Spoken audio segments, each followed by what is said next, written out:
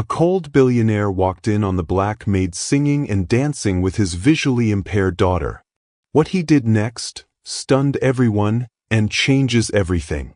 The sound of laughter echoing through the marble halls of his Fifth Avenue penthouse stopped Theodore Blackwood dead in his tracks, because his daughter hadn't laughed in 3 years, not since the accident that took her sight and her mother in one devastating night. If this story resonates with you, don't forget to hit that subscribe button and drop a comment letting me know where you're watching from, because tomorrow, I'm bringing you another story just as interesting and unforgettable as this one. And trust me, you won't want to miss it. Now, let's continue. The elevator climbed past the 40th floor of the Blackwood Tower, carrying Theodore Blackwood toward another evening he'd rather avoid. At 52, he'd mastered the art of emotional distance, boardroom negotiations, hostile takeovers, and crushing competitors required ice in his veins. But walking through the mahogany doors of his penthouse every night? That demanded something he'd lost 3 years ago, the ability to face his daughter's darkness. Snow dusted the floor-to-ceiling windows overlooking Central Park as Theodore loosened his Italian silk tie. The penthouse stretched before him like a museum, pristine, cold, and silent. Exactly how he preferred it. His assistant's voice still echoed in his ears. "Sir, the new caregiver starts tomorrow. I've reviewed her credentials extensively. 6 caregivers in 8 months. None lasted longer than a few weeks with Isabella." His 12-year-old daughter had perfected the art of driving away anyone who tried to penetrate the wall she'd built around herself. Theodore understood that wall. He'd built one too, brick by brick, contract by contract, until feeling nothing seemed easier than feeling everything. The grandfather clock in the foyer chimed 7 times. Isabella would be in her room, probably sitting by her window, fingers tracing patterns only she could see. He should check on her. He should ask about her day, her tutoring session, her physical therapy. Instead, he poured himself 3 fingers of bourbon and reviewed quarterly reports until the numbers blurred together. What kind of father chooses spreadsheets over his own child? The question haunted him nightly, but the answer remained the same. A father who couldn't bear to see his failures reflected in his daughter's unseeing eyes. 3 miles away in Washington Heights, Zara Williams balanced her phone between her shoulder and ear while folding her 7-year-old son's laundry. "Marcus, baby, I need you to be good for Mrs. Rodriguez tonight, okay? Mama's starting a new job tomorrow." "Is it another rich family?" Marcus asked, his gap-toothed grin disappearing as he looked up from his coloring book. "It's just work, sweetheart." Zara smoothed his hair, her heart clenching at the worry in his young eyes. At 28, she'd worked for enough wealthy families to know the pattern.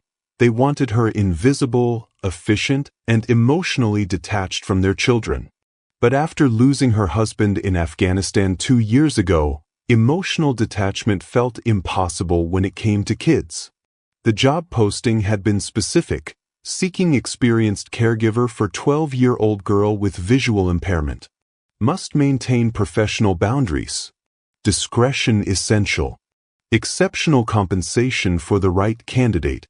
Zara had almost skipped past it. The Blackwood name carried weight in New York. Everyone knew about the tech mogul's family tragedy.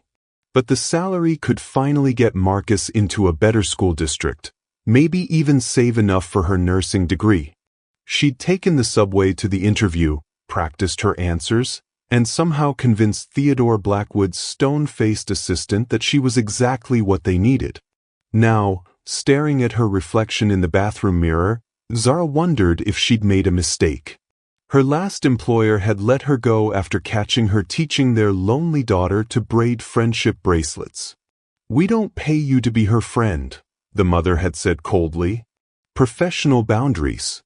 The words felt like a straitjacket around her heart. "Mama, will you sing the happy song before you go?" Marcus called from his bed. Zara's throat tightened. Her grandmother had taught her that music was medicine, that songs could heal what words couldn't touch. Growing up in her grandmother's house in Harlem, every meal had been served with melodies, every bad day cured with rhythm. Even during the darkest months after losing Jerome, music had been her lifeline. "Of course, baby." She settled beside Marcus, her voice soft but strong as she began the gospel hymn her grandmother had sung to her, "This little light of mine, I'm gonna let it shine." Tomorrow she'd enter a world where her light might not be welcome. But tonight, watching her son's face relax into sleep, Zara promised herself she wouldn't let anyone dim it completely. The elevator doors whispered open into a world that belonged in Architectural Digest. Zara stepped onto Italian marble so polished she could see her reflection, clutching her worn leather purse tighter. Crystal chandeliers cast rainbows across cream-colored walls lined with oil paintings worth more than most people's houses. "Miss Williams." The voice belonged to Mrs. Chin, Theodore's assistant, a woman who looked like she'd been carved from the same cold marble as the floors. "Mr. Blackwood left for Singapore this morning. Emergency merger. You'll have complete responsibility for Isabella until he returns Friday." Zara's stomach dropped. 5 days alone with a grieving child she'd never met, in a house that felt more like a mausoleum than a home. "I'd like to meet Isabella first, get a sense of her routine." Her schedule is posted in the kitchen. Breakfast at 8, tutoring from 9 to noon, physical therapy at 2. She prefers to be left alone otherwise. Mrs. Chen's heels clicked against the marble as she headed toward the elevator. The previous caregivers found it challenging when they tried to deviate from routine. The elevator doors closed with a soft ding, leaving Zara alone in the silence. She'd worked in quiet houses before, but this felt different. This felt like a tomb.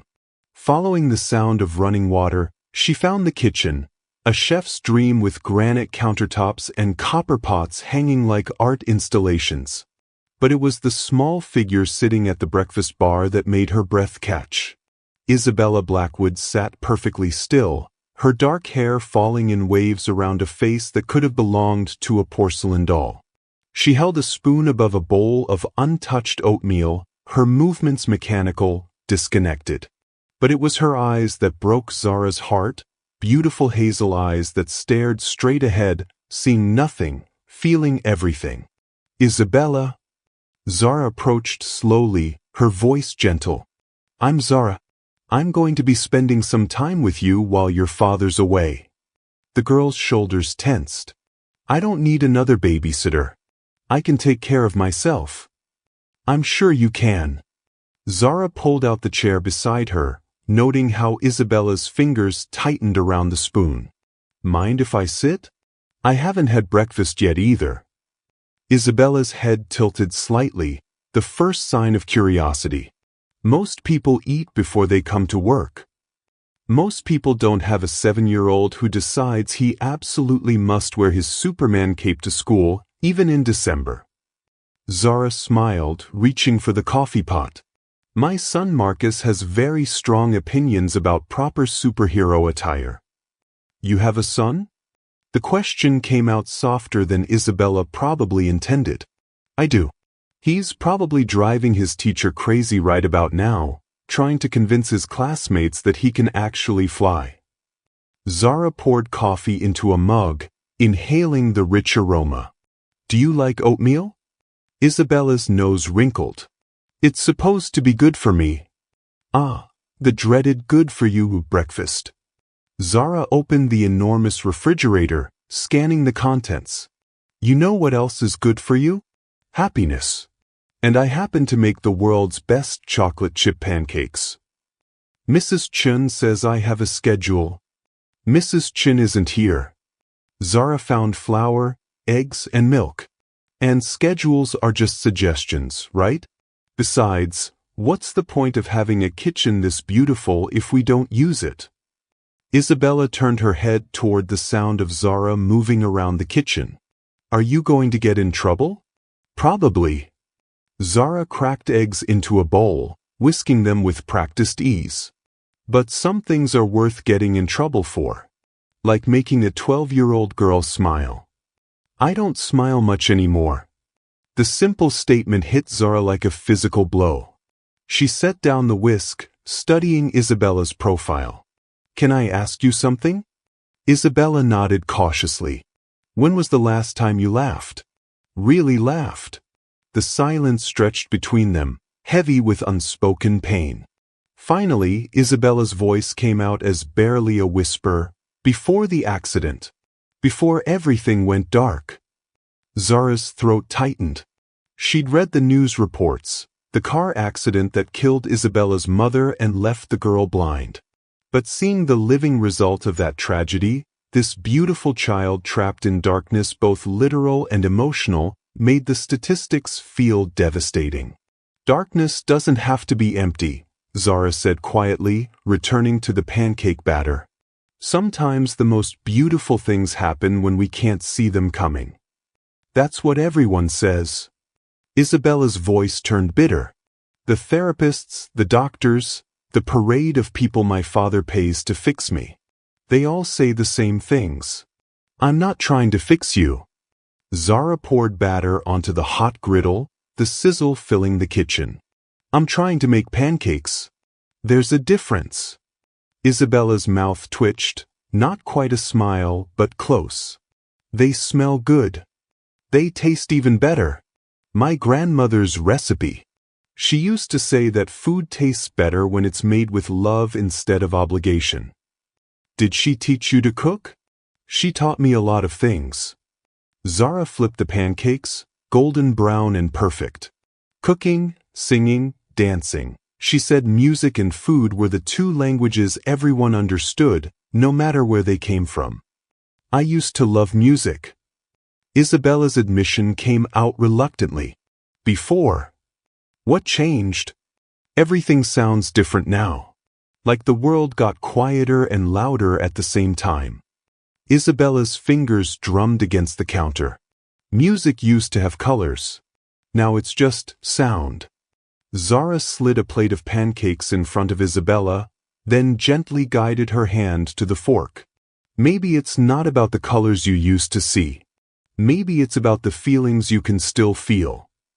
Isabella took a bite, her eyes widening. These are really good. Told you. Zara settled beside her with her own plate. My grandmother always said the secret ingredient was joy. Can't make good pancakes if you're not happy to be making them. Are you happy to be here? The question caught Zara off guard. In this cold, beautiful house with its grieving inhabitant, happiness felt like a foreign concept. But looking at Isabella, really looking at her, Zara realized something had shifted. The girl's shoulders had relaxed. Her death grip on the fork had loosened. For the first time since she'd arrived, Isabella looked less like a broken doll and more like what she actually was. A 12-year-old girl who'd forgotten how to be young. Yeah, Zara said, surprised by the truth in her voice. I think I am. Isabella smiled then. A real smile that transformed her entire face. And in that moment, as morning light streamed through the penthouse windows and the taste of chocolate chip pancakes lingered in the air, something began to heal. Neither of them noticed the security camera in the corner of the kitchen, silently recording everything. The physical therapist's voice carried down the hallway like a drill sergeant's bark. Isabella, we need to focus. Your father is paying good money for these sessions. Zara paused outside the home gym, her hands full of fresh laundry. Through the cracked door, she could see Isabella on a balance beam, her face a mask of concentration and barely contained frustration. The therapist, a stern woman named Dr. Patterson, stood with her arms crossed, radiating disapproval. I can't feel where my feet are supposed to go, Isabella said, her voice tight with suppressed tears. That's exactly why we practice. Again. Isabella stepped forward, wobbled, and caught herself on the rail. Her jaw clenched so hard Zara could see the muscles working. Again, Dr. Patterson repeated. I need a break. You need to build strength and confidence. Your father specifically requested. My father requested a lot of things. Isabella's voice cracked. That doesn't mean I have to like them. Zara knocked softly and entered. Sorry to interrupt. Isabella, I brought your favorite sweater up from the wash. Dr. Patterson's eyes narrowed. We're in the middle of a session. Of course. Zara set the sweater on a nearby chair, but made no move to leave. Isabella, how are you feeling? You look tired. I'm fine, Isabella lied, her knuckles white where she gripped the rail. She's exactly where she needs to be, Dr. Patterson said firmly. These exercises are crucial for her development of spatial awareness and… She's 12, Zara interrupted gently. Maybe what she needs is a few minutes to breathe. The tension in the room could have been cut with a knife. Dr. Patterson's face flushed red. I don't think you understand the importance of maintaining Isabella's therapeutic schedule. Her father was very clear about… Her father isn't here, Zara said, her voice still calm but carrying an edge. And I'm looking at a child who's been pushed past her limit. Isabella's head turned toward Zara's voice, something like hope flickering across her features. Miss Williams, I've been Isabella's therapist for 2 years. I know what's best for her. Do you? Zara moved closer to Isabella, close enough to see the tremor in her hands. Because what I see is a little girl who's been told what she needs so many times she's forgotten what she wants. What I want doesn't matter, Isabella whispered. The words hit Zara like a physical blow.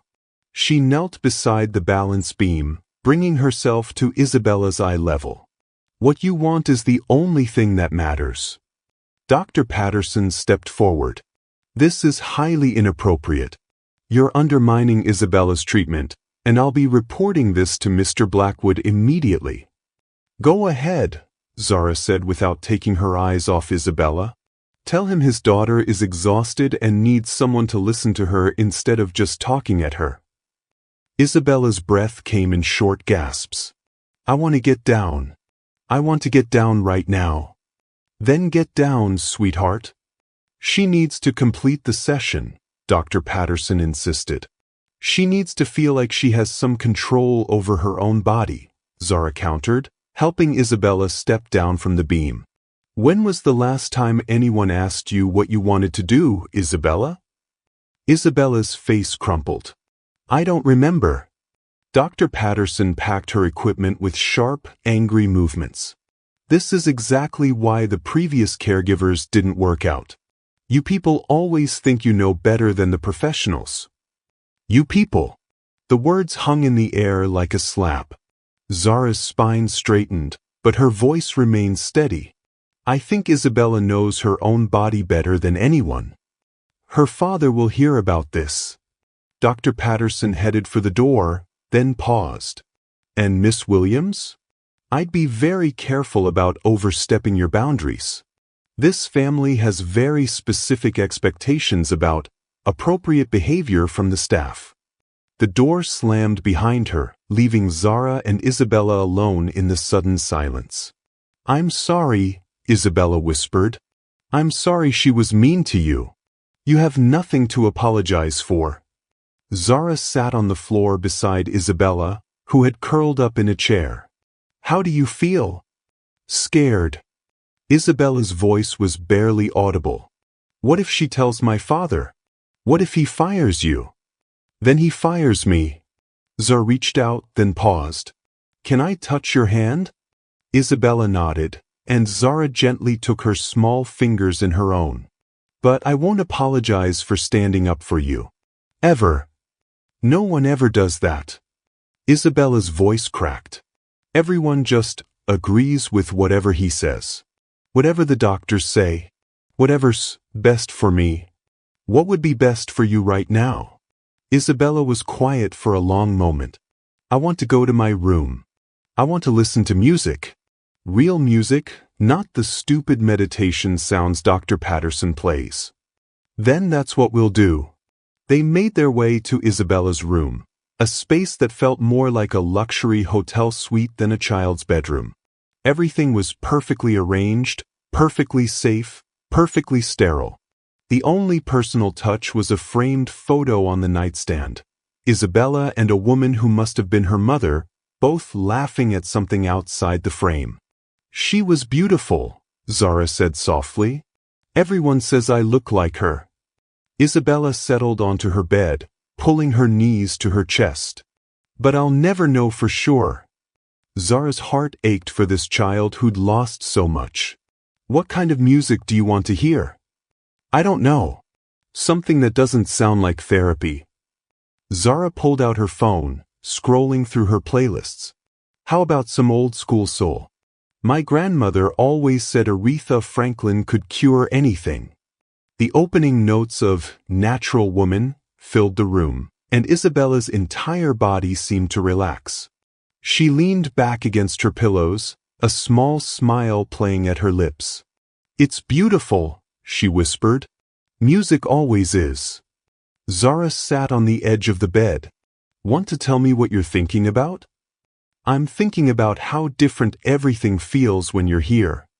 Isabella's voice was thoughtful. "Like maybe I'm not as broken as everyone thinks."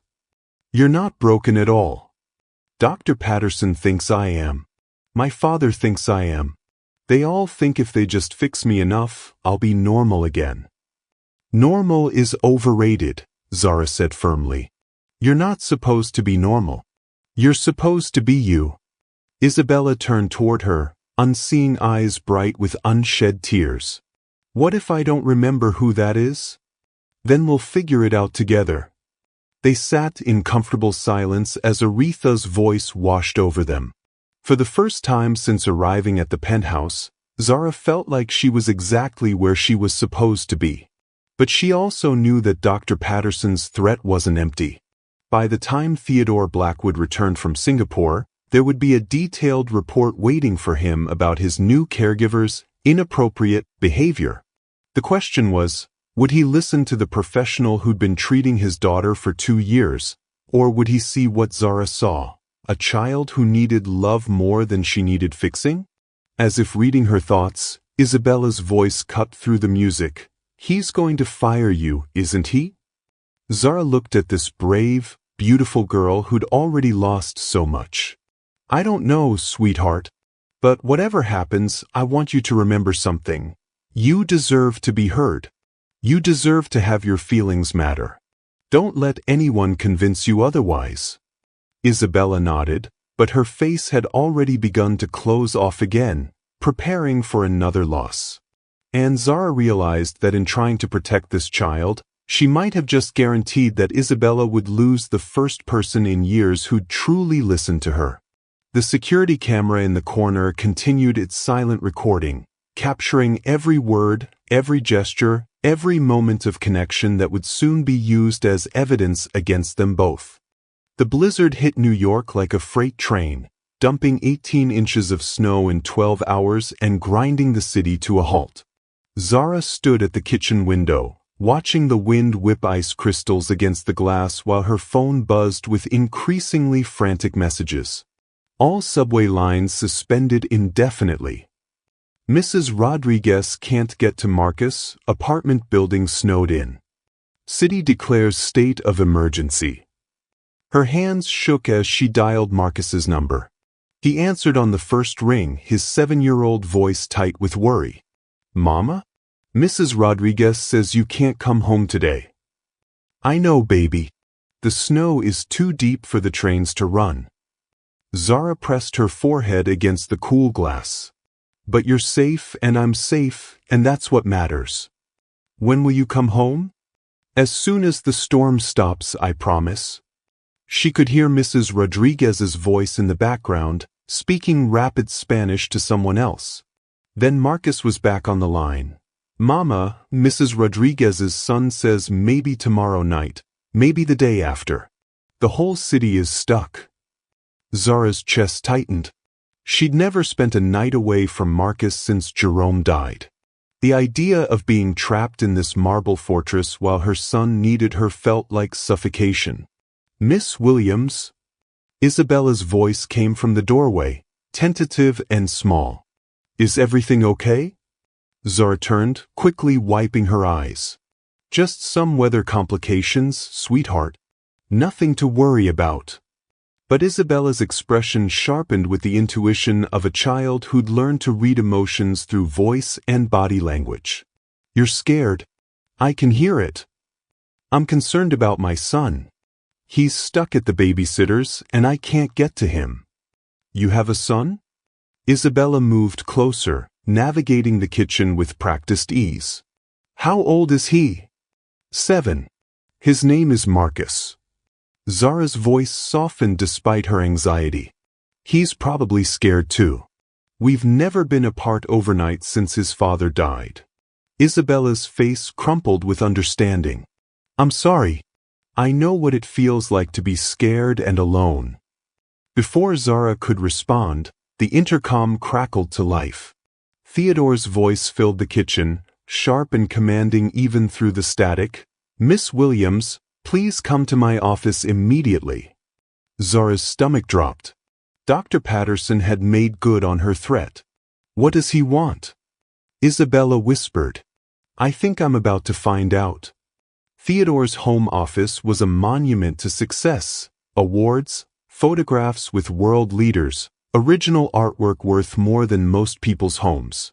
But today, it felt like a courtroom. He sat behind his massive desk. Dr. Patterson's report spread before him like evidence in a trial. Please sit, he said without looking up. Zara remained standing. If this is about yesterday's therapy session, I can explain. Can you? Theodore's eyes finally met hers, cold and assessing.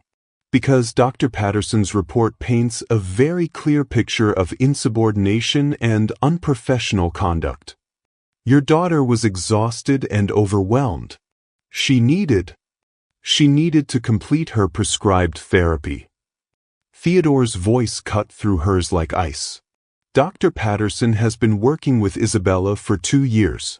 She knows what's best for my daughter's development. With respect, sir, Isabella knows what's best for Isabella.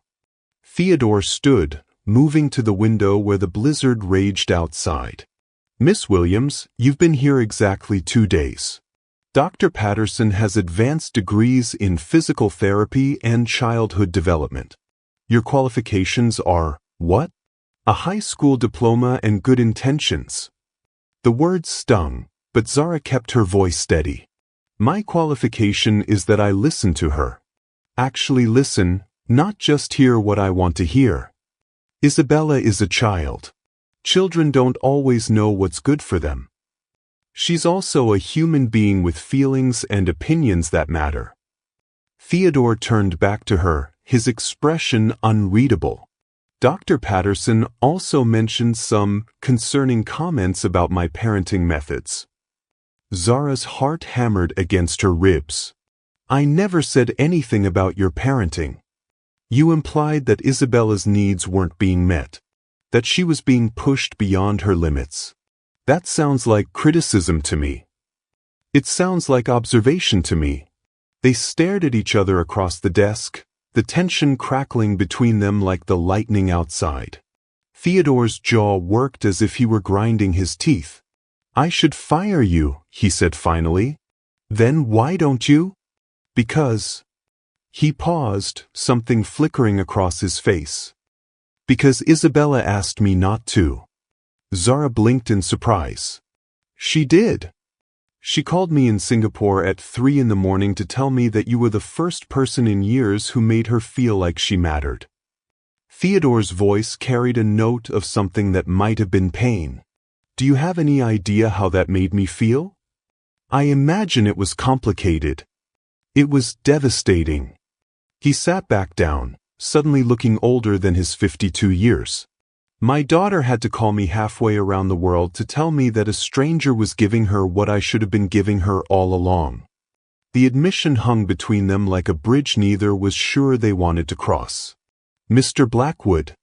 Theodore. If you're going to be trapped in my house for the next day or two, we might as well dispense with formalities. Zara studied his face, seeing past the cold mask to something raw and vulnerable underneath. Why didn't you fire me? Because I'm tired of being the villain in my daughter's story. He rubbed his temples.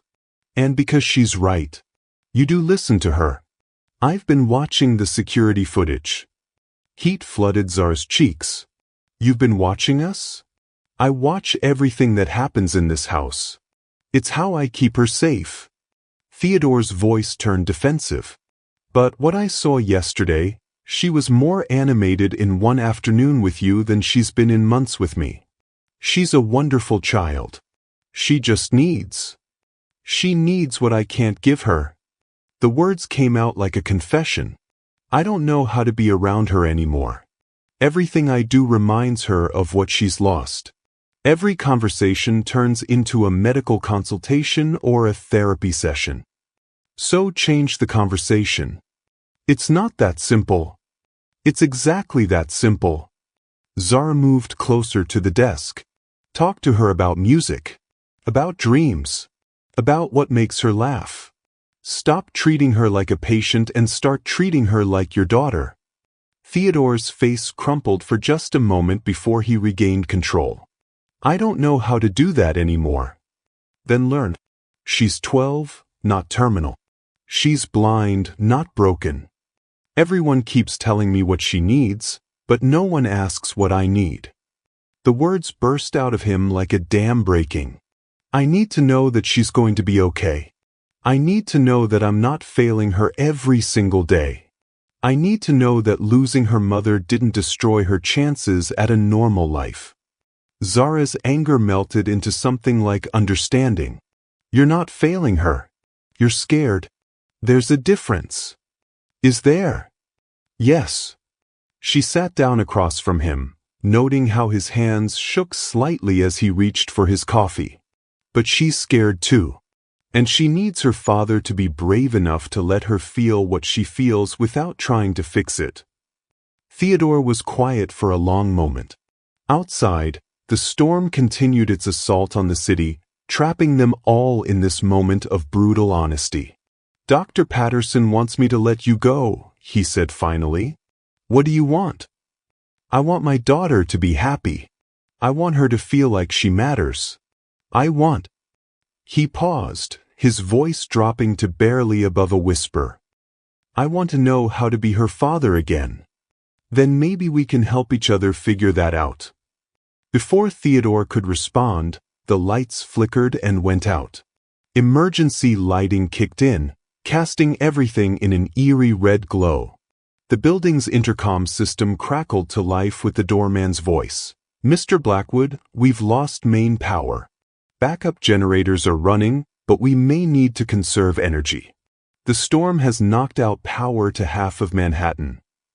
In the sudden dimness, Theodore looked smaller, more human.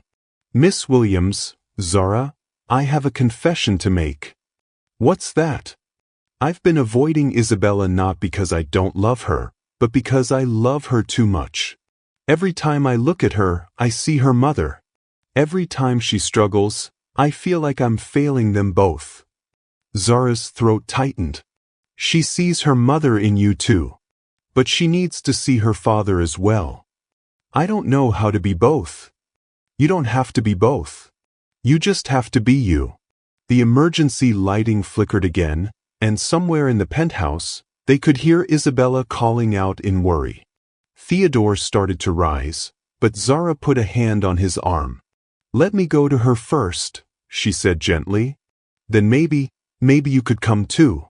Not as the man who's trying to fix her, but as the father who loves her. Theodore nodded, his throat working with emotion. Zara? Yes. Thank you. For listening to her. For seeing her. He paused. For seeing me. As Zara headed toward Isabella's frightened voice, she realized that the storm outside had done more than trap them together. It had stripped away the pretenses and professional boundaries that had kept them all at arm's length. Now, in the red-tinged darkness of the penthouse, they had no choice but to be real with each other. The question was, would they be brave enough to stay real when the lights came back on? Sometimes it takes a crisis to break down the walls we've built around our hearts. Theodore and Zara are both discovering that the masks they wear to protect themselves might be the very things keeping them from connecting with the people they love most. Have you ever found that your biggest breakthroughs came during your most challenging moments? Share your story in the comments. The backup generators hummed through the penthouse like a mechanical heartbeat as Zara found Isabella curled in the corner of her bedroom, her hands pressed over her ears. The emergency lighting cast long shadows across the room, making everything feel uncertain and strange. "Hey, sweetheart," Zara said softly, settling beside her on the plush carpet. "The power's just taking a little break. The generators are keeping us safe." "I hate when things change suddenly," Isabella whispered, her voice muffled by her hands. "It reminds me of that night." Zara's heart clenched. "What night, honey?" Isabella's hands slowly lowered from her ears, revealing tears that caught the red emergency light. "The night Mama died. The night everything went dark." Before Zara could respond, Theodore's voice came from the doorway, unusually gentle. "Isabella? Are you all right?" Isabella's head turned toward her father's voice, and Zara saw something shift in the girl's expression, a flicker of hope mixed with caution. "Daddy? You came." "Of course I came." Theodore moved into the room, his usual commanding presence softened by the dim lighting. "I heard you were scared." "I'm always scared when the lights go out," Isabella admitted, her voice barely above a whisper. "It makes me remember." Theodore knelt beside them, his expensive suit forgotten as he reached out tentatively to touch his daughter's hand. "Remember what, sweetheart?" "The accident. The way everything went quiet and then dark forever." Zara watched Theodore's face crumple with pain. She'd wondered about the details of what happened, but seeing the raw grief in both their faces made her realize she was witnessing something sacred, a wound that had never properly healed. "Tell me about that night," Theodore said, his voice barely steady. "Tell me what you remember." Isabella's small hand found her father's, gripping it tightly. "We were driving home from my piano recital. Mama was so happy because I played Moonlight Sonata without any mistakes. She kept saying how proud she was, how proud you'd be when you got back from London." Theodore's breath caught. "You remember that?" "I remember everything about that night."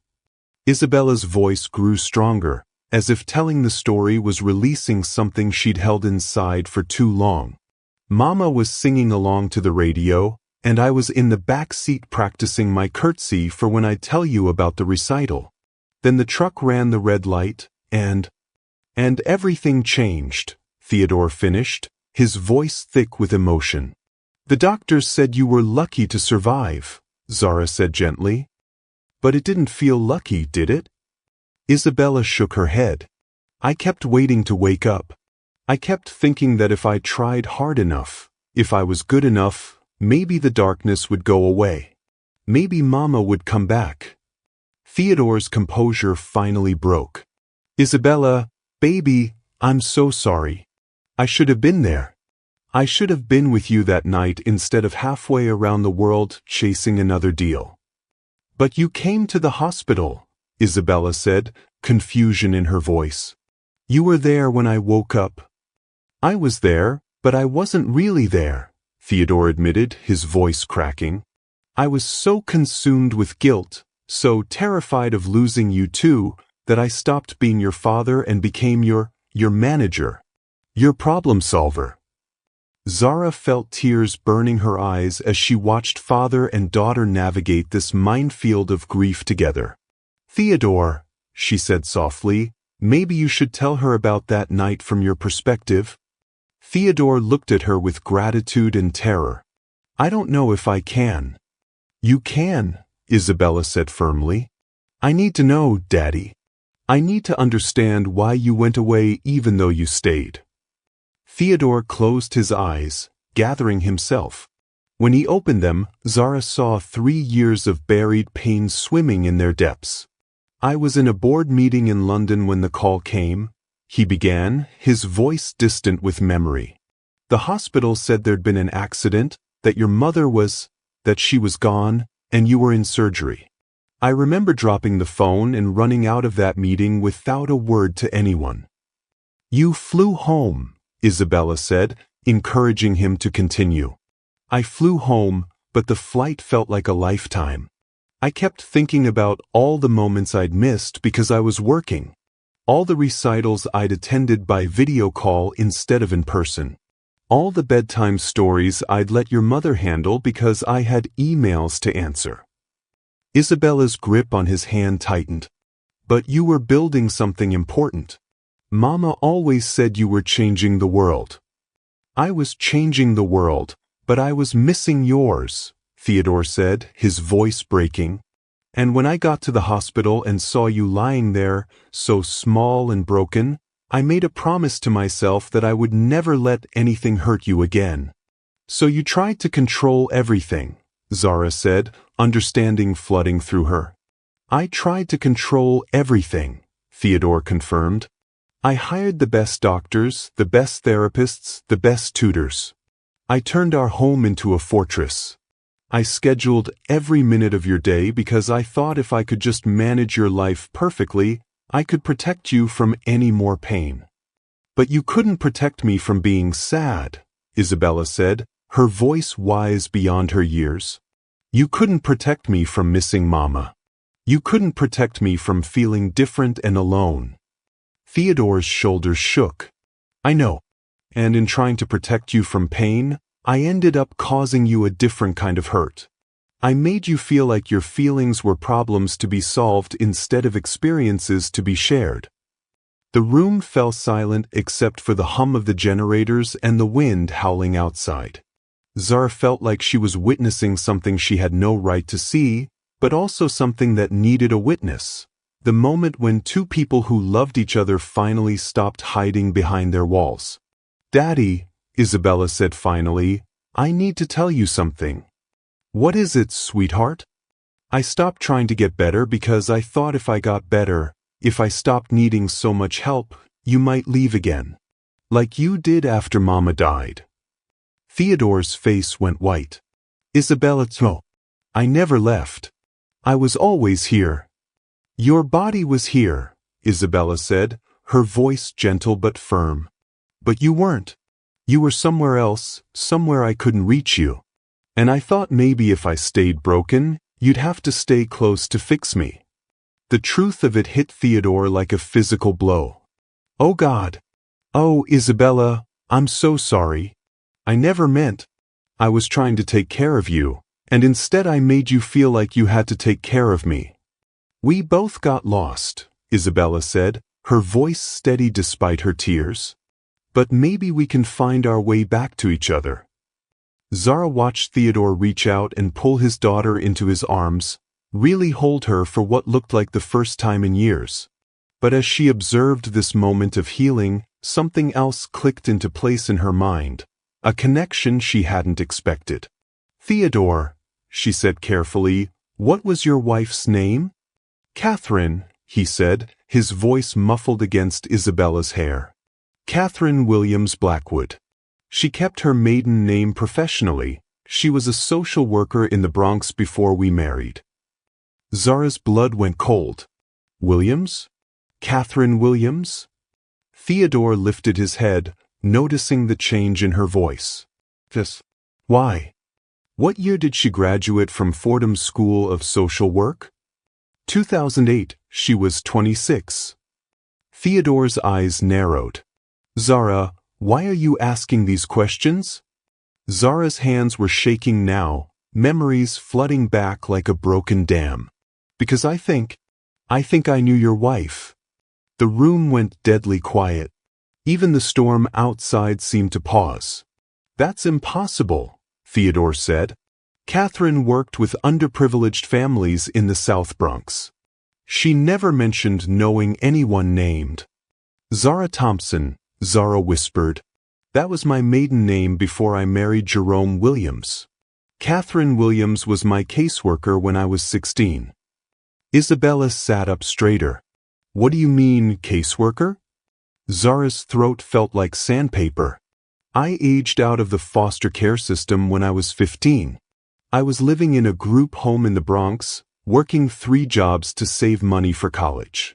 Catherine Williams was assigned to my case to help me transition to independent living. Theodore stared at her as if she'd grown a second head. You're saying my wife was your social worker? I'm saying your wife saved my life, Zara said, tears streaming down her face. She helped me get my GED, apply for financial aid, find safe housing. She came to my high school graduation when I had no one else there. She what? Theodore's voice was barely a whisper. She gave me a scholarship. A private scholarship she'd set up for kids aging out of foster care. She paid for my first year of community college out of her own pocket. The silence that followed was deafening. Theodore's face had gone through several emotions: shock, disbelief, and something that might have been recognition. The scholarship was called the Second Chances Foundation, Zara continued. She made me promise to pay it forward someday, to help other kids who needed a second chance. Mama had a scholarship foundation? Isabella asked, wonder in her voice. She never told me about helping individual kids, Theodore said, his voice strange. She mentioned the foundation, but she said it was confidential. She said the recipients needed privacy to rebuild their lives. She was protecting me, Zara realized. She knew that if people found out a billionaire's wife was personally mentoring foster kids, it might make us targets or make us feel like charity cases. But why didn't she tell me about you specifically? Theodore asked, still trying to process. Because she knew I was pregnant, Zara said, her voice breaking. She knew I was 18 and scared and that the father was deploying to Afghanistan. She helped me figure out how to finish school and raise Marcus on my own. Marcus, Theodore repeated. Your son. Catherine was the one who suggested his name, Zara said through her tears. She said it meant warrior, and that any child of mine would need to be strong. Isabella reached out and found Zara's hand. Mama helped raise Marcus? She visited us in the hospital after he was born. She brought gifts, clothes, books, a savings account she'd opened for his college fund. She said every child deserved to know they were valued, even if they came into the world during difficult circumstances. Theodore's face was a map of conflicting emotions. She never told me she was so personally involved with her clients. She wasn't supposed to be, Zara admitted. But Catherine couldn't help herself. She saw kids who needed someone to believe in them, and she became that someone. That sounds like Catherine, Theodore said, a sad smile crossing his face. She was always bringing home stray cats and people who needed help. I used to tease her about having a savior complex. She didn't just save me, Zara said. She taught me that family isn't just about blood, it's about showing up for people when they need you most. Is that why you're so good with Isabella? Theodore asked. Because Catherine taught you how to see what kids really need? Catherine taught me that sometimes the most powerful thing you can do for someone is simply witness their pain without trying to fix it, Zara said. She taught me that healing happens in relationship, not in isolation. Isabella was quiet for a long moment, processing this revelation. So Mama sent you to us, she said finally. What do you mean? Zara asked. Mama always said she'd find a way to take care of us, even after she was gone. And now you're here, taking care of me the way she took care of you. Theodore's breath caught. Catherine used to say that, he whispered. She used to say that love finds a way to continue itself even after we're gone. She was right, Zara said. She planted seeds in my life that grew into the ability to care for other people. And now those seeds are helping me care for her daughter. But there's more, Theodore said suddenly, his executive mind putting pieces together. If Catherine was your caseworker, then she would have had to document her contact with you. There would be records, photos. There are, Zara said. I have them at home. Pictures of her at my graduation, copies of the scholarship paperwork, even a few letters she wrote me when I was struggling through my first semester. I need to see them, Theodore said urgently. I need to see that part of her life that she kept private. Why? Theodore's voice broke completely. Because I've been living with the guilt that I didn't know her as well as I should have. I've been torturing myself with the idea that I was too focused on work to see who she really was. But if she was out there changing lives like yours, if she was building a legacy of love that I never even knew about, then you'll know that she saw you clearly too, Zara finished. She saw a man who was working to build something meaningful, and she loved you for it. She never told me I was working too much, Theodore said, wonder in his voice. She never made me feel guilty for traveling or for the long hours. Because she knew you were both building something, Zara said.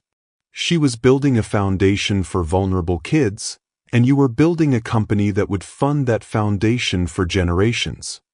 Isabella wiped her eyes. Mama and Daddy were a team even when they were apart. They were, Zara agreed. And Catherine's love didn't die with her. It's still here in Isabella, in the scholarship recipients, in the way she taught me to see people's hearts instead of their circumstances. Theodore stood up abruptly and moved to the window, staring out at the storm. All this time I thought I'd failed her. I thought I'd been too absent, too focused on the wrong things. You weren't absent, Zara said firmly. You were providing. You were making it possible for her to give away money and time because she knew you were building something stable and lasting. But after she died, I couldn't figure out how to be both, Theodore said. I couldn't be the provider and the nurturer. You don't have to be both, Zara said, moving to stand beside him. You just have to be you. Catherine didn't fall in love with you because you were perfect. She fell in love with you because you were passionate about making a difference.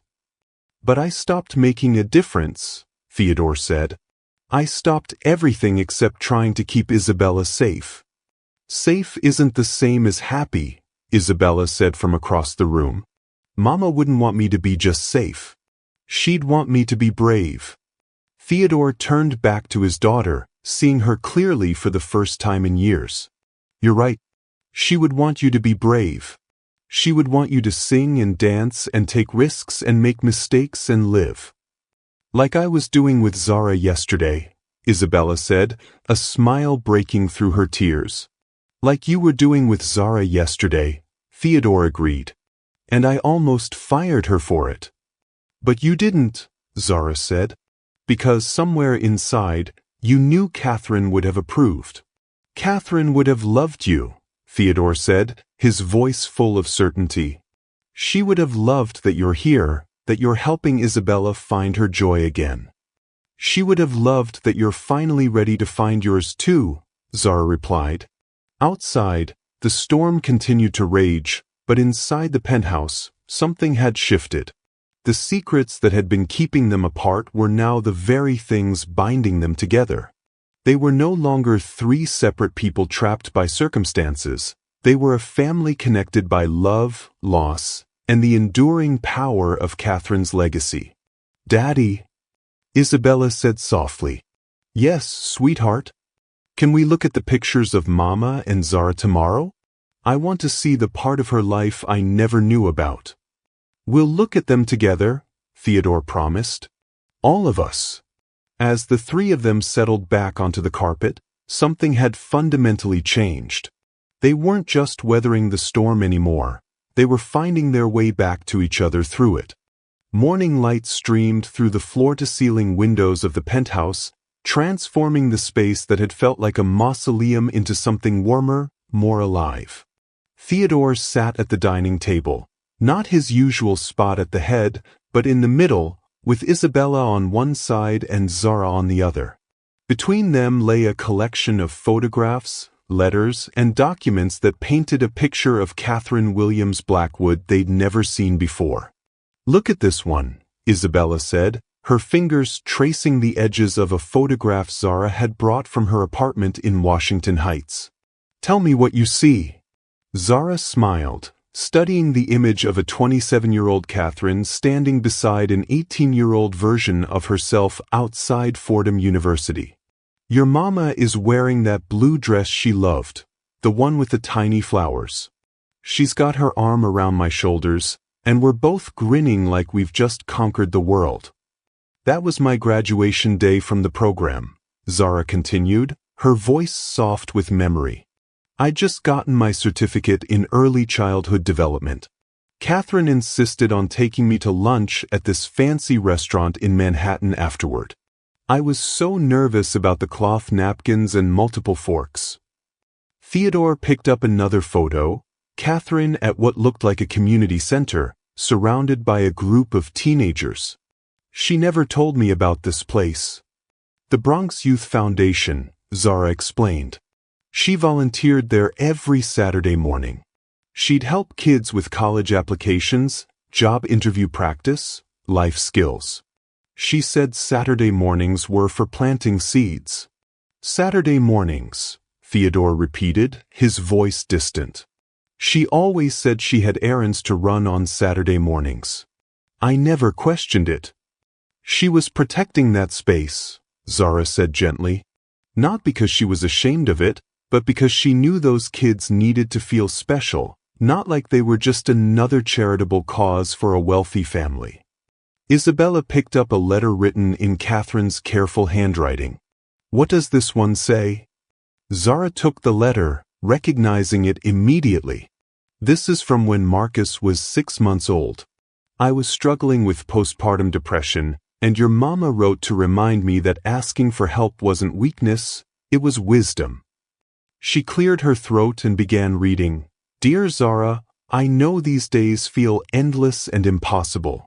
I know you're questioning every decision and wondering if you're strong enough to be the mother Marcus needs. But I want you to remember something. The fact that you're worried about being a good mother is proof that you already are one.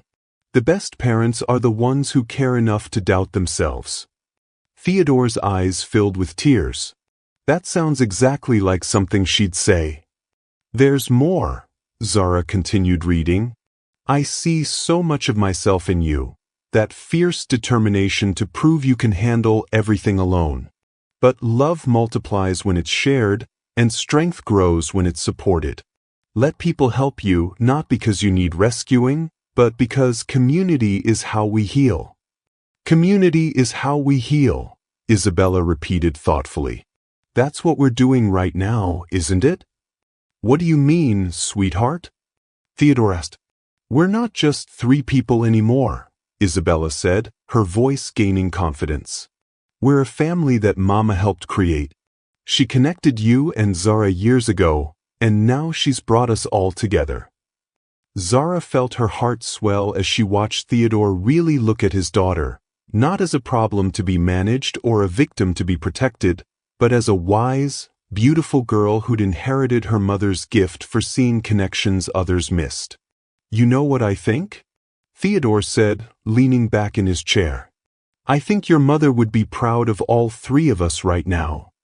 "Even me?" Isabella asked, a flicker of her old insecurity surfacing. "Especially you," Theodore said firmly. "You've been braver than any of us. You've been living in the dark for 3 years, but you never stopped hoping for light." "I stopped hoping sometimes," Isabella admitted, "especially when the caregivers would leave." "They left because they weren't the right people," Zara said. "They were trying to fix you instead of seeing you." "But you see me," Isabella said, reaching for Zara's hand. "You see all of me, the sad parts and the happy parts and the parts that are still figuring out how to exist in the world." Theodore watched this exchange with something that felt like awe. "Zara, can I ask you something?" "Of course." "Why did you stay?" After that first day when Isabella was so resistant, after I was so cold and unwelcoming, why didn't you just find another job? Zara was quiet for a moment, considering her answer. Because I recognized something in both of you that I'd seen in myself. You were both drowning in your own ways, but you were drowning separately. And I knew from my own experience that healing doesn't happen in isolation. What do you mean? Isabella asked. When I was in foster care, I learned to survive by not needing anyone. I thought independence meant never being vulnerable. But your mama taught me that real strength comes from being willing to be seen, even when you're scared or broken or imperfect. She taught you that people could be trusted, Theodore said, understanding dawning in his voice. She taught me that love isn't something you earn through perfection, Zara corrected. It's something you receive by being brave enough to be yourself. Isabella tilted her head. Is that why you started singing with me? Because you knew I needed to be seen. I started singing with you because you reminded me of myself at 18, scared and alone and convinced that if I made myself small enough, maybe the world wouldn't hurt me anymore. But the world did hurt you, Theodore said. You lost your husband, you've struggled financially, you've had to work multiple jobs to survive. The world hurt me, Zara agreed.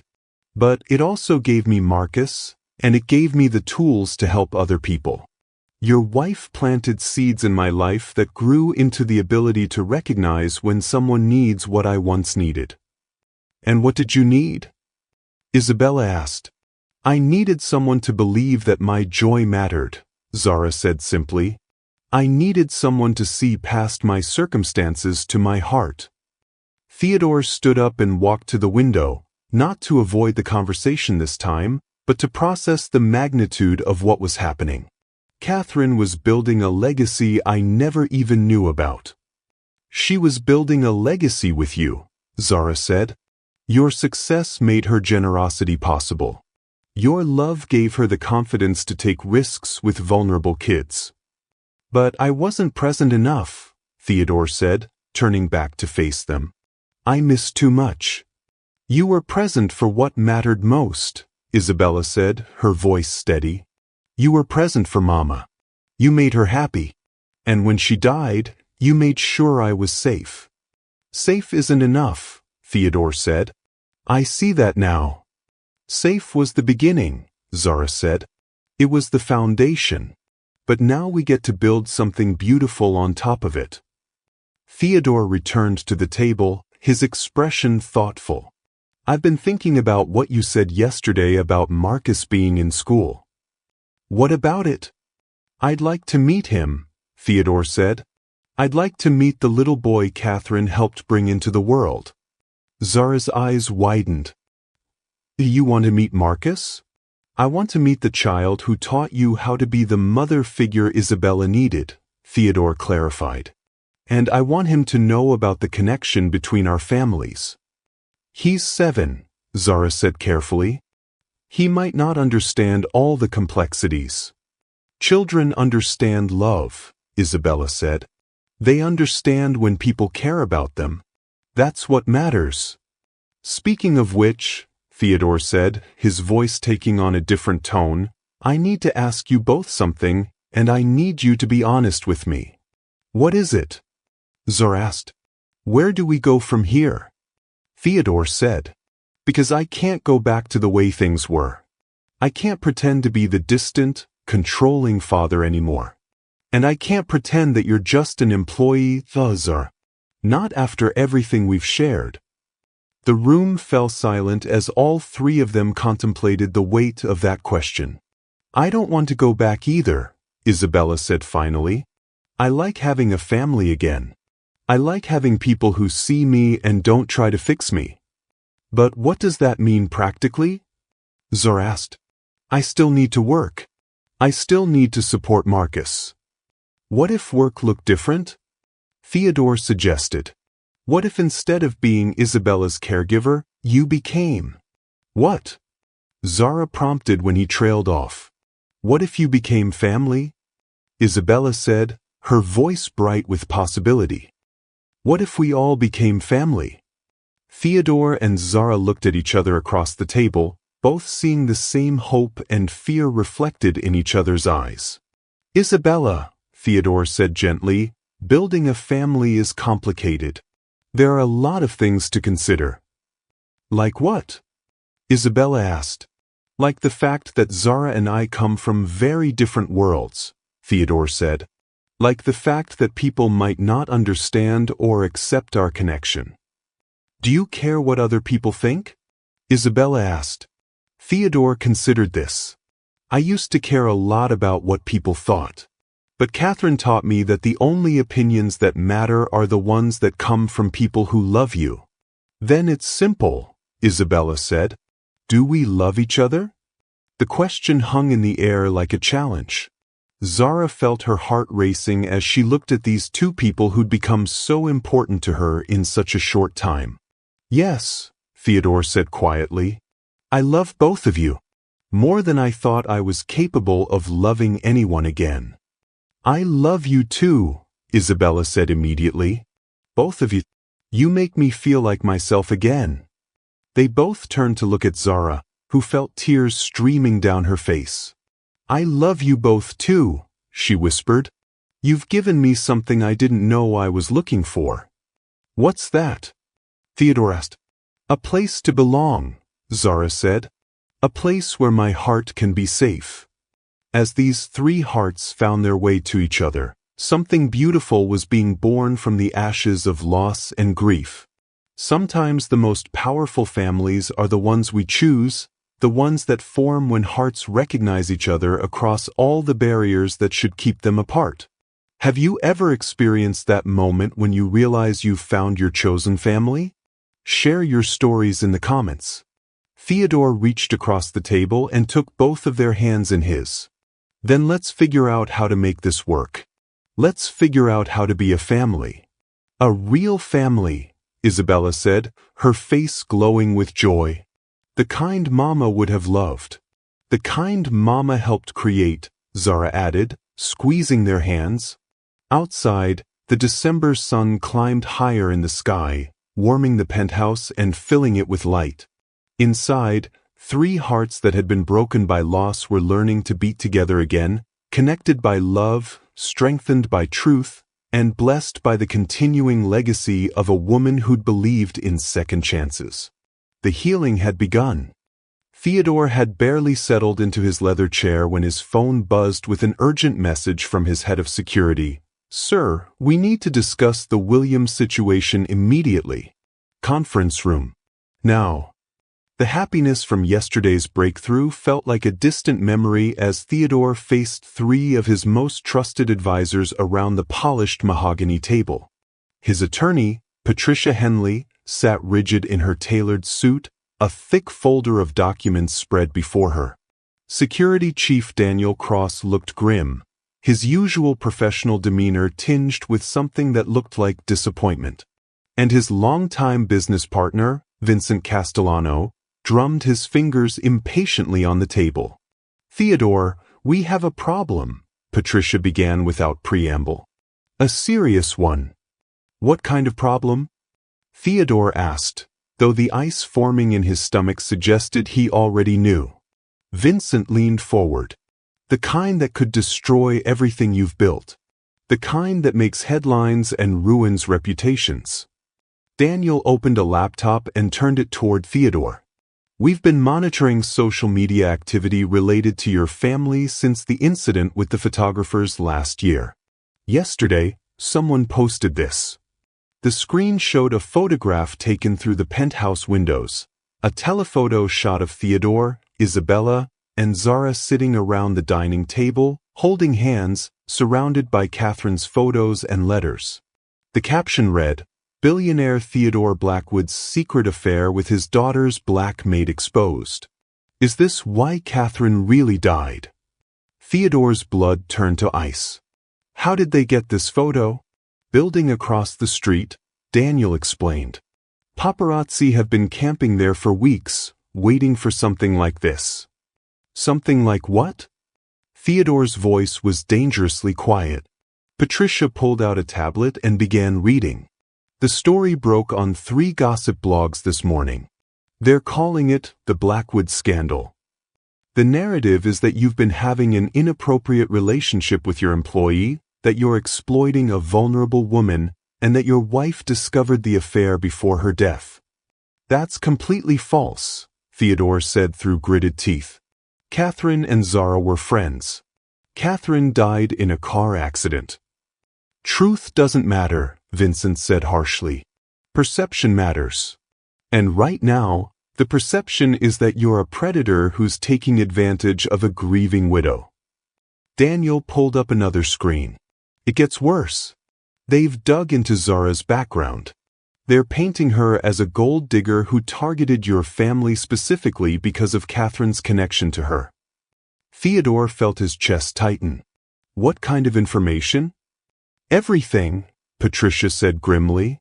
Her financial struggles, her husband's death, her previous employment with wealthy families. They're spinning it as a calculated campaign to infiltrate your household. They have photos of her apartment building, Daniel added. They're contrasting her living situation with your penthouse, suggesting she's using Isabella to get to your fortune. And Isabella? Theodore asked, dreading the answer. They're calling her a pawn, Vincent said bluntly. A disabled child being manipulated by a scheming caregiver and her emotionally compromised father. The room fell silent as Theodore processed the magnitude of what was happening. Everything beautiful they'd built over the past few days was being twisted into something ugly and predatory. The board is meeting tomorrow, Patricia continued. Emergency session. They're concerned about the impact on Blackwood Industries' reputation and stock price. Let me guess, Theodore said bitterly. They want me to fire Zara and issue a statement denying any inappropriate relationship. They want you to do more than that, Vincent said. They want you to publicly distance yourself from her, suggest she overstepped professional boundaries, and possibly pursue legal action to protect the company. Legal action? Theodore's voice cracked with disbelief. Against Zara? For what? Breach of contract, professional misconduct, potentially fraud if they can prove she misrepresented her relationship with Catherine, Patricia listed mechanically. It would send a clear message that you're not complicit in whatever story the media is spinning. Theodore stood up abruptly, pacing to the window. Below, he could see photographers gathered outside the building, their telephoto lenses trained upward like weapons. You want me to destroy an innocent woman to protect my reputation? We want you to protect your daughter, Vincent said, and your company, and the thousands of employees who depend on both. By lying about the woman who's helped heal my daughter more in 4 days than dozens of therapists managed in 3 years? By being realistic about the situation, Patricia said. Theodore, I've known you for 15 years. You're not thinking clearly. This woman has been in your life for less than a week, and you're willing to risk everything for her. I'm not risking anything, Theodore said, turning back to face them. I'm protecting my family. She's not your family, Vincent said harshly. She's an employee, a liability. And if you don't handle this correctly, she'll be the reason you lose custody of Isabella. The words hit Theodore like a physical blow. What are you talking about? Patricia opened another folder. I've been in contact with Catherine's sister, Margaret. She's been concerned about Isabella's welfare since the accident. These allegations give her grounds to petition for custody. Margaret lives in California, Theodore said weakly. She's barely been in Isabella's life. She's stable, married, lives in a traditional family environment, Patricia listed. And she's not embroiled in a scandal involving the sexualization of household staff. There's no sexualization, Theodore shouted. There's no scandal. There's just a family trying to heal. That's not what the court will see, Vincent said. They'll see a grieving widower who's become emotionally dependent on his employee, possibly to the detriment of his daughter's well-being. Daniel pulled up another screen. It gets worse. They found out about yesterday's family meeting. Someone leaked details about the photos and letters you were looking at. How could they possibly know that? Building staff, cleaning crew, security footage. There are a dozen ways information leaks from a building like this, Daniel explained. The point is, they're painting it as evidence of an inappropriate emotional relationship that's confusing Isabella about family boundaries. Theodore felt the walls closing in around him. What are you recommending? Patricia straightened her papers. Immediate termination. Public statement emphasizing that Ms. Williams overstepped professional boundaries. Legal action to recover any gifts or payments beyond her contracted salary. And a restraining order to prevent further contact with Isabella. A restraining order? Theodore's voice was barely a whisper. To protect Isabella from further manipulation, Vincent explained. And to protect you from accusations that you're allowing an inappropriate relationship to continue. You're asking me to destroy the first happiness my daughter has experienced in 3 years. We're asking you to be a father, Patricia said firmly, to put Isabella's long-term welfare above your own emotional needs. Theodore sank back into his chair, the weight of the situation crushing down on him. And if I refuse? The board will vote you out, Vincent said. Margaret will petition for custody. The media will continue to destroy your reputation. And Isabella will suffer through all of it. But if I do what you're asking, Zara suffers instead. Zara Williams is a grown woman who can take care of herself, Patricia said. Isabella is a vulnerable child who needs protection. The room fell silent again as Theodore struggled with the impossible choice before him. Through the windows, he could see the photographers multiplying, their presence a constant reminder of the spotlight that would follow every decision he made. I need time to think, he said finally. You don't have time, Vincent said. The board meeting is tomorrow at 9. The media cycle is accelerating. Every hour you delay makes this worse. Then what do you suggest? Go home, Patricia said. End Ms. Williams' employment immediately. Have security escort her from the building. Issue a statement tonight emphasizing that you're taking action to protect your daughter from inappropriate influences. And Isabella? Tell her the truth, Vincent said. That Ms. Williams was taking advantage of her vulnerability and yours. That she was not the person you thought she was. Theodore felt something break inside his chest. You want me to lie to my daughter about the woman who brought her back to life. We want you to protect your daughter from a situation that could destroy her future, Patricia said. Sometimes being a parent means making the hard choice, even when it hurts. As Theodore left the conference room, his phone buzzed with a text from Zara. Isabella and I are making dinner. Marcus is coming over to meet you both. Can't wait for you to see how happy she is. The irony was crushing. In a few hours, he'd have to walk into his penthouse and destroy the family they'd just discovered, all to protect the daughter who'd finally found her joy. Outside, the December sky was darkening, and the photographer's camera flashes lit up the sidewalk like lightning.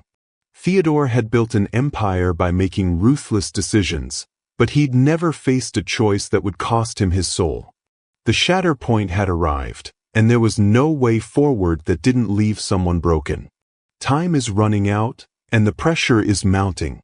Theodore faces an impossible choice that will define not just his future, but the futures of everyone he's come to love. Sometimes the cruelest decisions are the ones that seem most logical. What would you do in Theodore's position? When everything you've built is threatened, how do you choose between protecting your reputation and protecting your heart? Share your thoughts. Theodore stood in his private elevator, watching the numbers climb toward the penthouse floor. Each ping of the elevator felt like a countdown to destruction. In his briefcase sat the termination papers Patricia had prepared, along with a script for what he was supposed to say to Isabella about why Zara had to leave. The elevator doors opened to the sound of laughter echoing down the marble hallway. His daughter's laughter, something he'd almost forgotten existed. Through the archway to the living room, he could see Isabella sitting at the piano, her fingers dancing across the keys while Zara sang along, both of them giggling as they tried to harmonize. "No, no, Miss Zara," Isabella was saying, her voice bright with joy.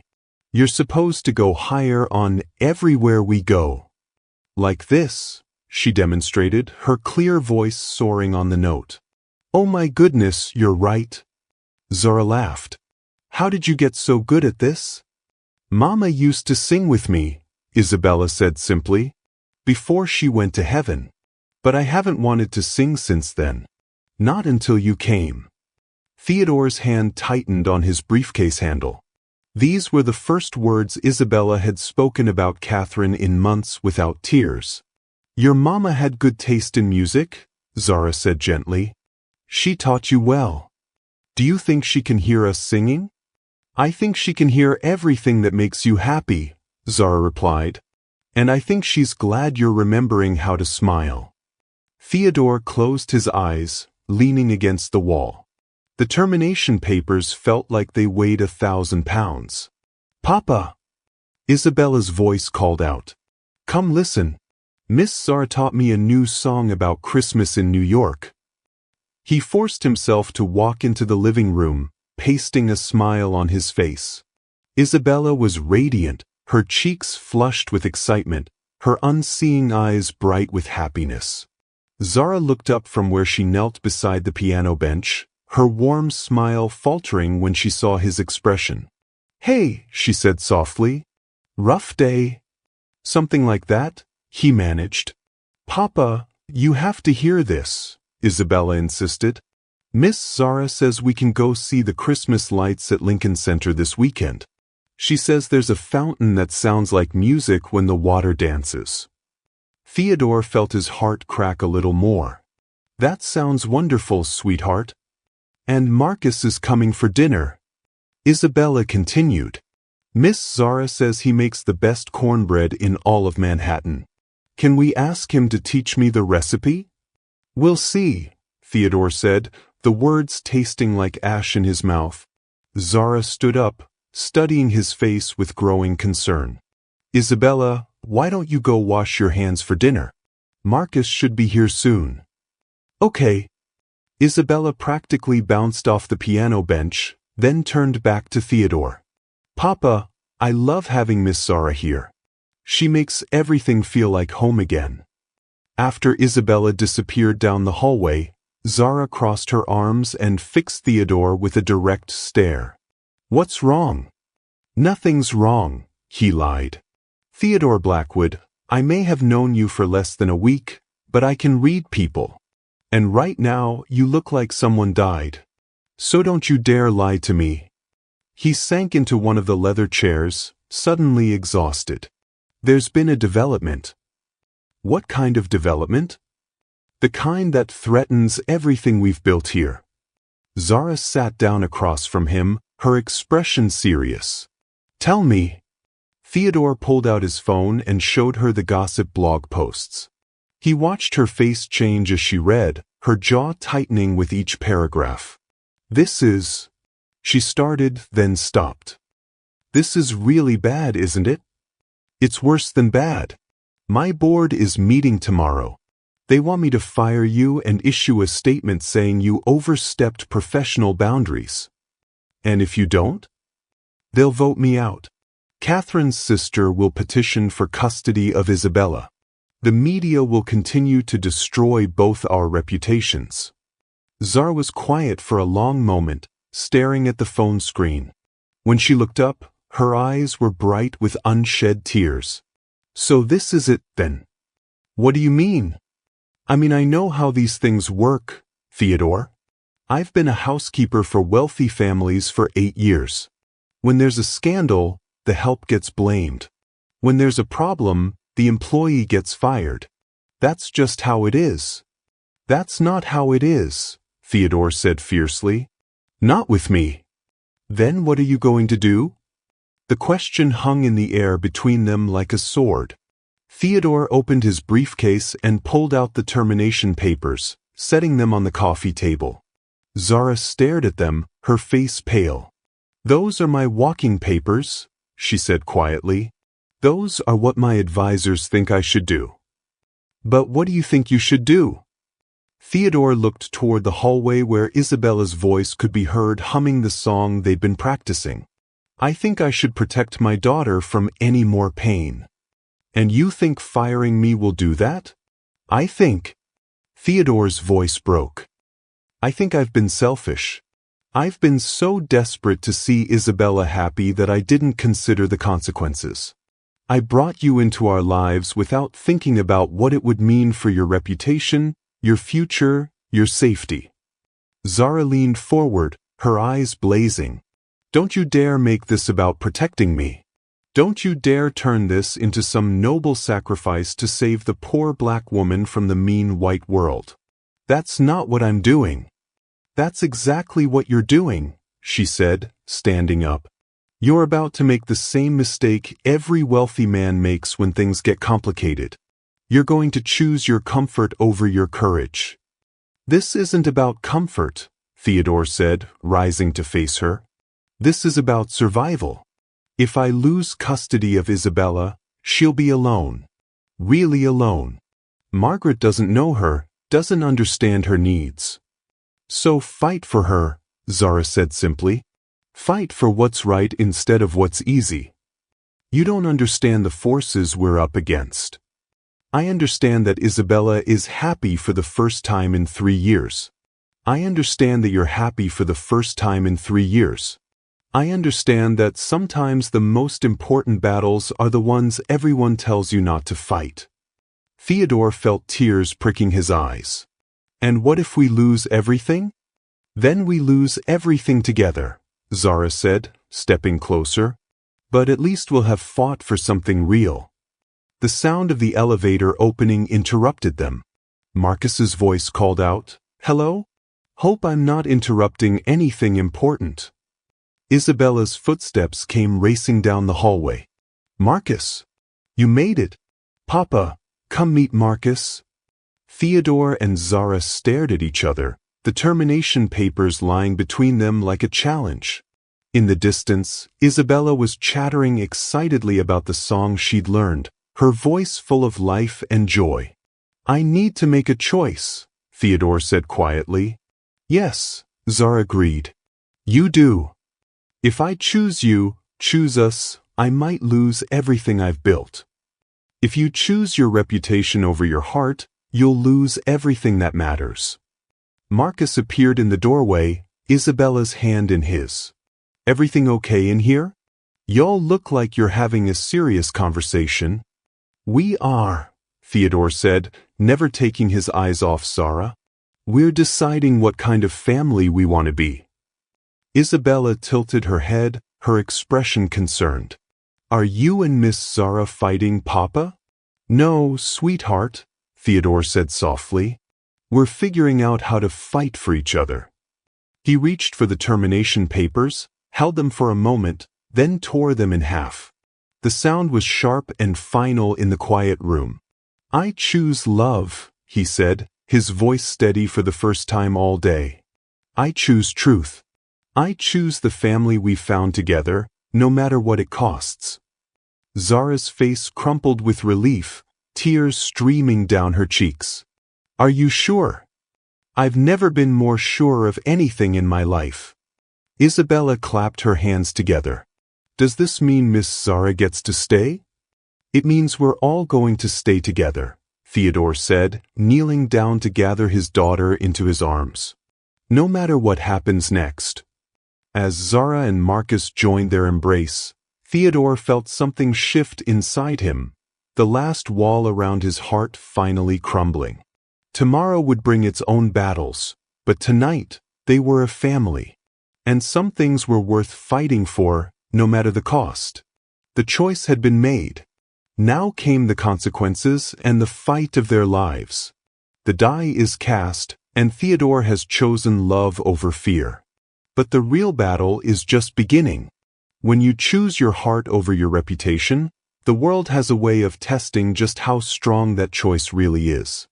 Theodore walked into the emergency board meeting with his head held high and his heart steady. The same mahogany table that had felt like a tribunal yesterday now seemed like just another piece of furniture.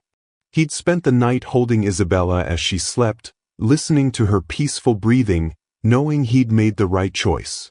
The 12 board members sat in their expensive suits, their faces ranging from concerned to openly hostile. Patricia Henley shuffled papers nervously while Vincent Castellano avoided eye contact entirely. At the head of the table sat board chairman Harold Westbrook, a man who'd been Theodore's mentor 20 years ago and now looked like he was preparing to execute a former protege. "Theodore," Harold began, his voice heavy with disappointment. "I assume you've seen the morning headlines." "I have," Theodore replied, taking his seat. The newspapers spread across the table screamed variations of the same story: Blackwood's scandal deepens, and billionaire's inappropriate relationship exposed. "The stock price has dropped 12% since yesterday," reported CFO Janet Morrison. "Our clients are asking questions. 3 major investors have requested meetings to discuss their concerns. And Catherine's sister has filed an emergency petition for custody," added Patricia. "The hearing is scheduled for next week." Theodore nodded calmly. "I expected as much." "You expected?" Harold's voice cracked with incredulity. "Theodore, do you understand what's happening here? Everything you've built, everything your father built, is at risk." "I understand perfectly," Theodore said, "which is why I've made my decision." Vincent finally looked up. "Please tell me you've come to your senses." "I have," Theodore said, standing up. "I've come to understand that some things matter more than stock prices and board approval." The room fell silent. Harold leaned forward. "What are you saying?" "I'm saying that yesterday, I almost made the biggest mistake of my life. I almost sacrificed the happiness of my daughter and the woman I love for the approval of people who don't know what real family looks like." "The woman you love?" Janet Morrison gasped.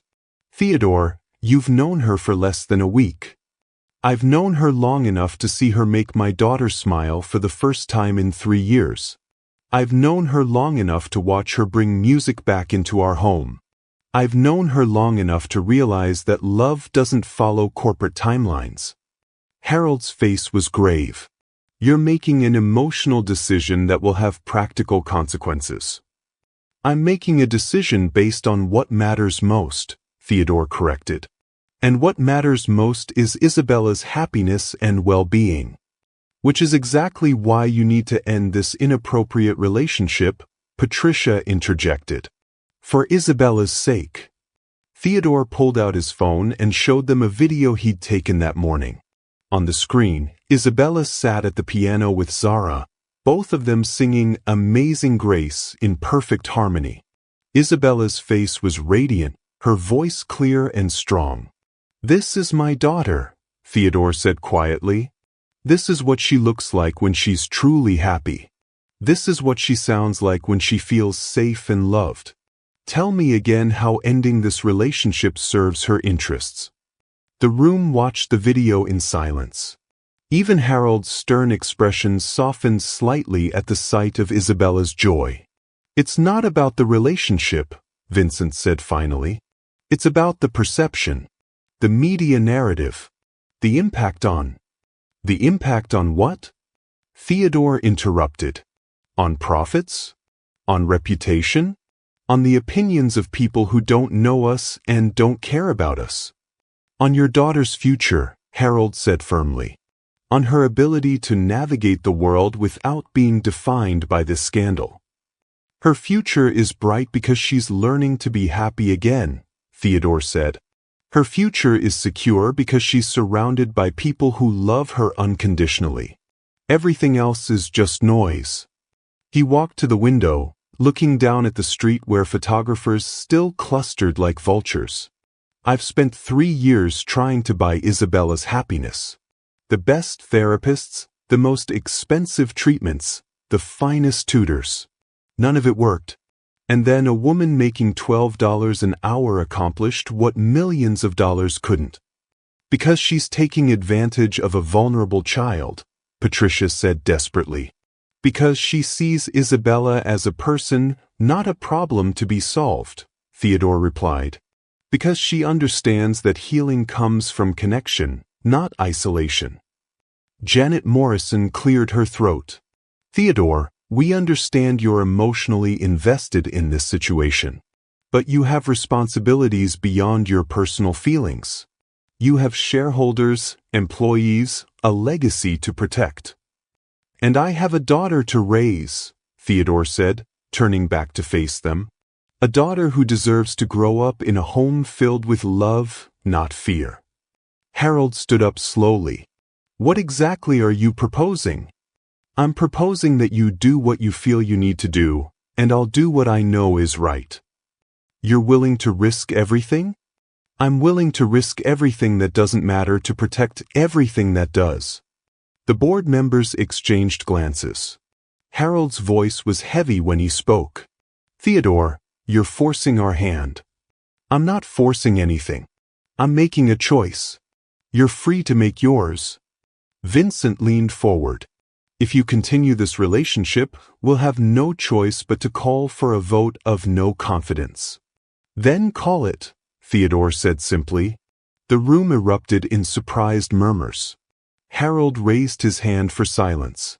You're willing to give up control of Blackwood Industries? I'm willing to give up control of a company to maintain control of my family, Theodore replied. My father built this business to provide for his family. If it's now threatening to destroy my family, then it's lost its purpose. Patricia's voice was almost pleading. Theodore, please reconsider. Once we vote, there's no going back. There's no going back anyway, Theodore said. I've already made my choice. The question is whether you'll make yours based on fear or on trust. Harold looked around the table, reading the faces of the other board members. All in favor of calling for a vote of no confidence in Theodore Blackwood as CEO of Blackwood Industries? 8 hands rose slowly. Harold's remained down, along with 3 others. The motion passes, Harold said quietly. Theodore, you have 30 days to transition your responsibilities. Understood, Theodore said, feeling strangely lighter.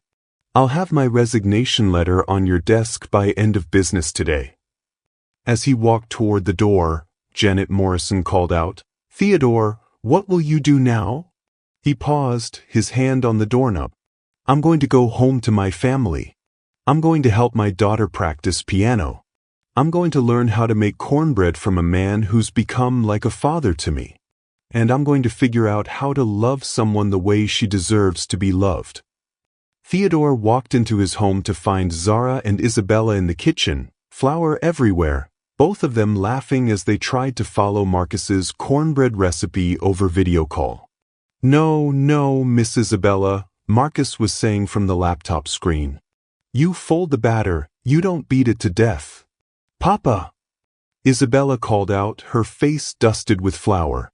We're making a mess, but Marcus says that's the best part. Zara looked up from the mixing bowl, her expression anxious. How did it go?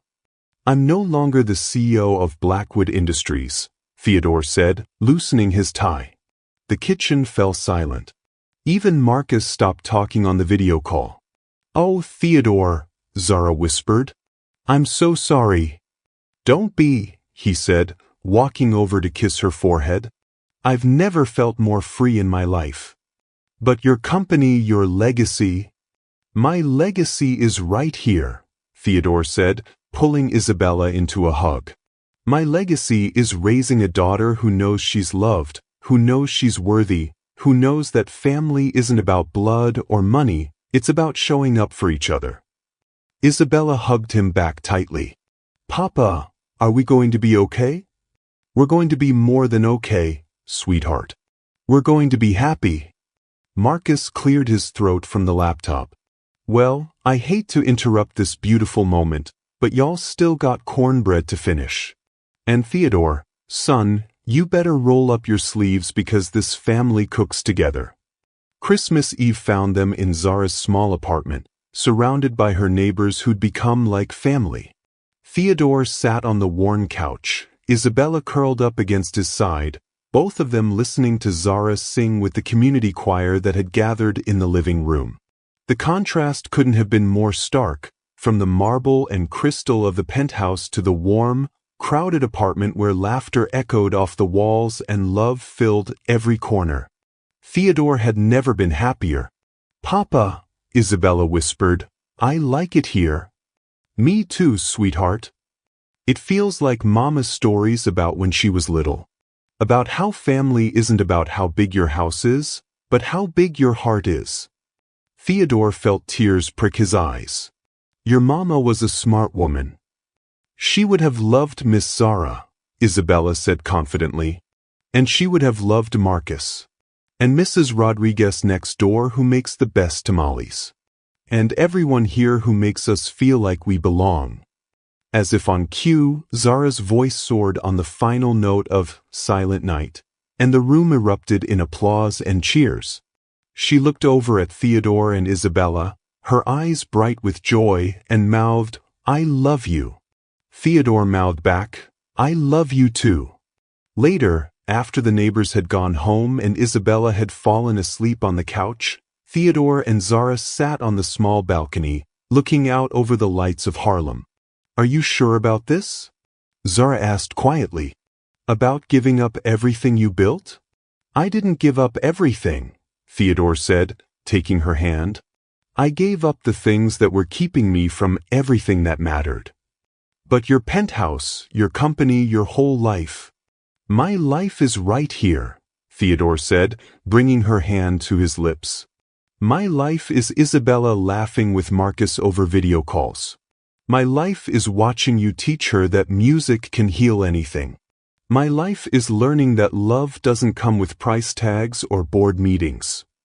Zara leaned against his shoulder. "What happens now?" "Now we figure it out together," Theodore said. "I have enough saved to buy a house in a good neighborhood. Maybe somewhere with a yard where Isabella can play, and a piano room where you two can make music. Maybe somewhere close to Marcus so he can teach us all how to cook. And work. I've had 3 job offers since the news broke," Theodore said with a smile. "Apparently, some people think a CEO who chooses family over profit might be worth hiring." "And the custody hearing?"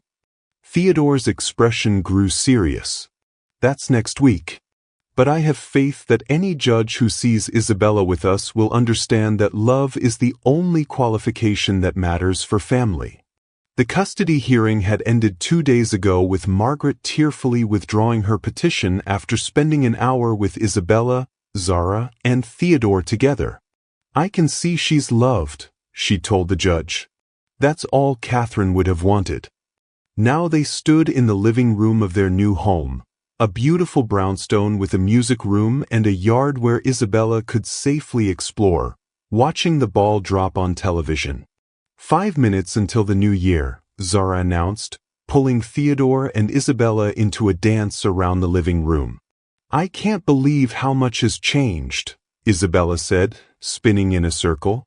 "A year ago I was sad all the time. Now I'm happy all the time." "Not all the time," Theodore said, laughing. "You were pretty upset when Marcus burned the mac and cheese last week." "That was a tragedy," Isabella said solemnly, making them all laugh. As the countdown began, Theodore pulled both his girls close. "Whatever happens in this new year, we face it together." "Together," Zara agreed, her voice thick with emotion. "Together," Isabella echoed. "Happy New Year." The room filled with cheers and kisses and laughter. Outside, fireworks lit up the Brooklyn sky, but inside their warm home, the real magic was happening. A family that had found each other against all odds, choosing love over fear, connection over isolation, hope over despair. 6 months later, Theodore would propose to Zara in the music room while Isabella played All of Me on the piano. A year later, they would renew their vows in the same Harlem church where Zara had sung in the choir. And years after that, Isabella would tell the story of how her father walked in on her dancing with the woman who became her mother, and how that moment changed everything. But tonight, on New Year's Eve, they were simply a family. Imperfect, unconventional, and absolutely, completely whole. The cold billionaire had learned to love. The careful maid had learned to trust. The isolated daughter had learned to hope. And together, they had learned that the most beautiful music comes from hearts that beat in harmony. Love, it turned out, was the only thing that had ever mattered. And there it is, proof that sometimes the most impossible love stories are the ones that change everything. When Theodore walked in on Zara and Isabella dancing, he found more than just joy in his daughter's life. He found his own heart, his own family, his own happily ever after. Thank you for watching this story to the end. If you enjoyed this story, you will surely love the next one. It's as interesting as you can ever imagine. So do check it out. Click on the image showing on your screen right now to watch the next one.